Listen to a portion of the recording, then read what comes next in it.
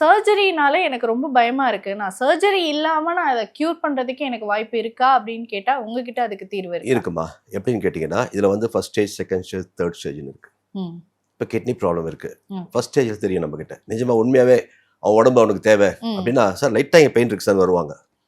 நமக்கு தெரிஞ்சிடும் அது. ஓகே. இதை வந்து நான் வந்து ஒரு 1 வீக்ல சரி பண்ணிடலாம். 1 week 10 days first stage okay வராங்க இல்லையா?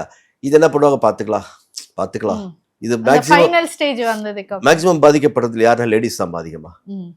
என்னன்னா அவங்களுக்கு வீட்டில் வந்து பெரிய ப்ராப்ளம், ஹஸ்பண்டை வேலைக்கு அனுப்பணும், பசங்களுக்கு அந்த டென்ஷன் இந்த டென்ஷன் இதெல்லாம் முடிச்சுட்டு இவங்க உடம்ப சொல்கிறதுக்கு நேரம் இருக்காது அவங்களுக்கு. அது என்ன ஆகிடும், ஒரு நாள் இன்க்ரீஸ் ஆகிட்டே போகும். ஒரு நாள் பெருசாக வரும்போது என்ன பண்ணுவாங்க, அந்த டைமில் வந்து டெஃபினட்டாக நானே என்ன அட்வைஸ் பண்ணுவேன்னா, கோ டு சர்ஜரி. ஏன்னா விளையாட முடியாது அவங்ககிட்ட, ஏன்னா அது ஃபுல்லாக இன்க்ரீஸ் ஆகிட்டு இருக்கும்.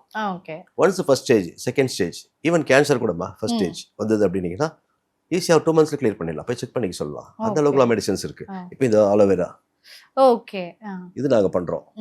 இதில் வந்து சில மெடிசன்ஸ்லாம் மிக்ஸ் பண்ணி, பைல்ஸ் கம்ப்ளைண்ட் இருக்கு இல்லையா, என்ன டைப் ஆஃப் பைல்ஸ் இருக்கட்டும்மா, 60 days இருக்கிற தடம் தெரியாது, பண்ணி கொடுக்கணும். நோ நீட் எனி சர்ஜரி, அது பண்ணி கொடுக்கலாம்.